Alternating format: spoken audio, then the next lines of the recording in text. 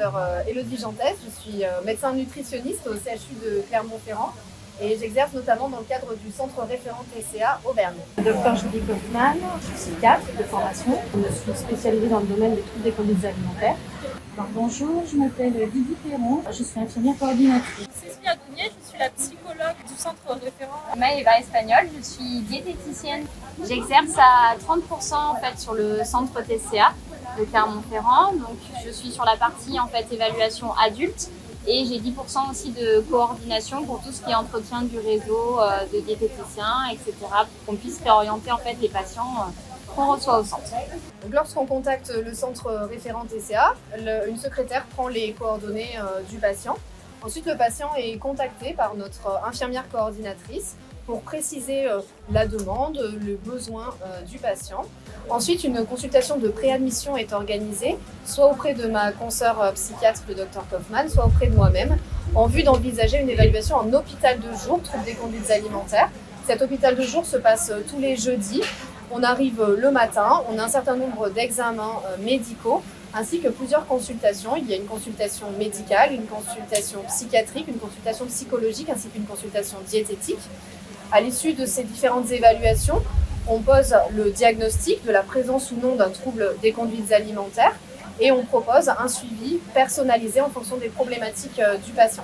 C'est vraiment au cœur de la prise en charge, au même titre que le psychologue, le médecin nutritionniste et le psychiatre. Les patients vont avoir une réelle problématique alimentaire, des personnes qui ont un réel désordre en termes alimentaires. Ils ne savent plus vraiment comment s'alimenter. Ils ont beaucoup aussi de fausses croyances alimentaires sur lesquelles nous, on va venir aider en fait à déconstruire un petit peu toutes les pensées dues à la maladie, que ce soit la boulimie, l'anorexie ou l'hyperphagie. Mon travail consiste en la coordination, donc il faut que je fasse le lien entre les médecins, les patients, le secrétariat du centre TCA et que je fasse une partie paramédicale le jeudi où je prends en charge les patients sur une partie de la journée en leur faisant une prise de sang, différents examens, une impédensmétrie, on mesure la masse grasse, la masse maigre, on fait un électrocardiogramme, une prise de sang, différents examens.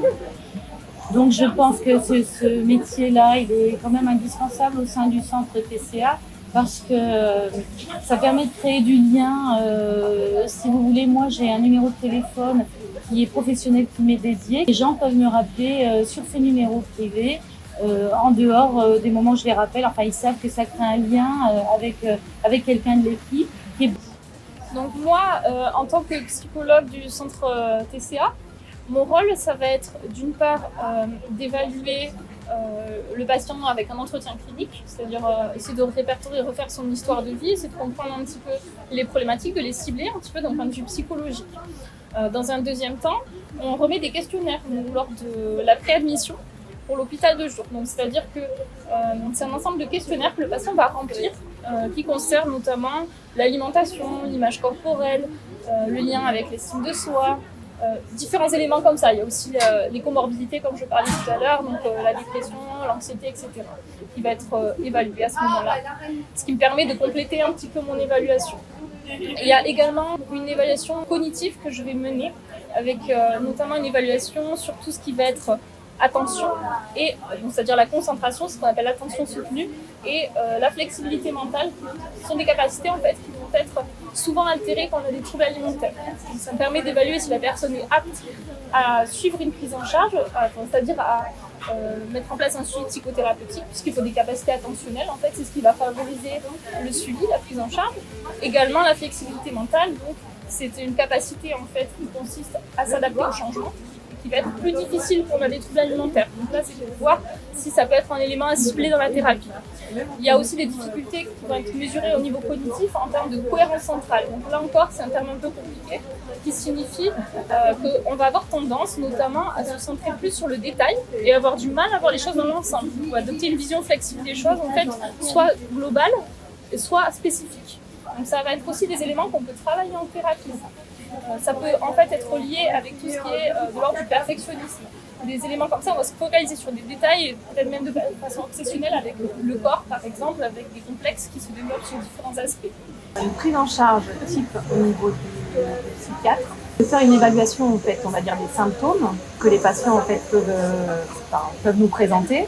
On arrive à regrouper ça, on va dire en maladie psychique, qui soit un trouble dépressif, soit un trouble anxieux, soit un trouble des conduites alimentaires, soit un trouble psychotique. Après, la différence avec un psychologue, à mon sens, c'est que nous, on va chercher après à pouvoir traiter sur le point de vue de la thérapeutique des médicaments. Ou la psychologie, c'est plus des fragilités avec problème d'estime de soi, de confiance en soi. Nous, dans le cadre de mon travail en fait de psychiatre, le but que j'ai en fait au centre des troubles des conduites alimentaires, c'est de voir s'il n'y a pas ce qu'on appelle une comorbidité psychiatrique aux troubles alimentaires, qui pourrait soit avoir déclenché le trouble alimentaire, soit l'entretenir, donc à savoir soit un trouble anxieux, soit un trouble dépressif, qui nécessiterait d'être traité, peut-être d'abord par un psychologue pour voir si la dépression pourrait être améliorée ou l'angoisse, en tout cas avec des techniques.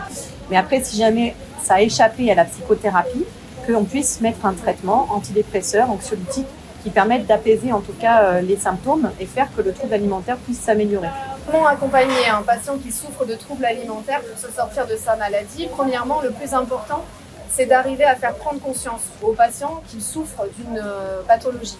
Le déni de la maladie, du trouble alimentaire, il est très fréquent, notamment au début de l'installation du trouble. Donc la première étape, à mon sens, pour aider un patient qui souffre de troubles alimentaires, c'est d'aider à prendre conscience de la présence de la maladie. Ensuite, la deuxième étape, c'est d'expliquer au patient comment fonctionne cette maladie, que le patient puisse comprendre qu'est-ce qui lui arrive, comment s'est installée la maladie et comment elle le gêne dans son quotidien actuellement. Le conseil principal, ce serait déjà de vous faire accompagner par votre médecin traitant en premier lieu. Et deuxièmement, si voilà, vous en souffrez, n'hésitez pas à consulter le centre TCA alors de Clermont ou les autres centres TCA en France pour avoir vraiment en fait les bases de votre prise en charge et pour être vraiment bien accompagné. Comme conseil que j'aurais, il faut qu'on soit plus sensibilisé à ce qui pourrait fragiliser en tout cas les gens qui déjà ont un trouble, on va dire une fragilité à la base. Il y a des choses à éviter et à ne pas faire pour éviter de déclencher un trouble, comme par exemple des réflexions sur le corps, sur le poids, sur la silhouette, des éléments qui font que potentiellement une jeune fille ou un jeune homme en fait qui est déjà fragile à la base va pouvoir développer en fait un trouble. Il y a des gens qui n'en auront rien à faire, ça ne les dérangera pas, mais il suffit d'être tombé sur la personne qui va en faire quelque chose du fait d'un problème de confiance en soi, un problème d'estime de soi, qui va penser que la personne a raison et rentrer dans cette fragilité-là, mais qui va s'amplifier et qui va faire que du coup, ça va devenir de plus en plus obsessionnel et elle va s'en sortir de moins en moins en tout cas. Ne pas être dans le jugement, savoir un petit peu prendre du recul pour se protéger, parce que souvent, les familles souffrent aussi beaucoup de voir leurs enfants se dégrader au niveau physique, au niveau psychologique. D'inclure la famille dans la prise en charge. Ça, c'est très important, puisqu'on sait que, notamment pour l'anorexie mentale, la thérapie familiale est celle qui a montré le plus d'efficacité dans la prise en charge. La famille a son rôle à jouer, l'entourage en fait, peut être aidant, soutenant, bienveillant envers la personne pour essayer de l'aider, parce que souvent, ces troubles, en fait, il va y avoir beaucoup de culpabilité, de la honte, des choses difficiles, donc des tabous en fait, qui vont être mis sur l'alimentation, sur les difficultés qu'on peut avoir avec l'image corporelle, etc.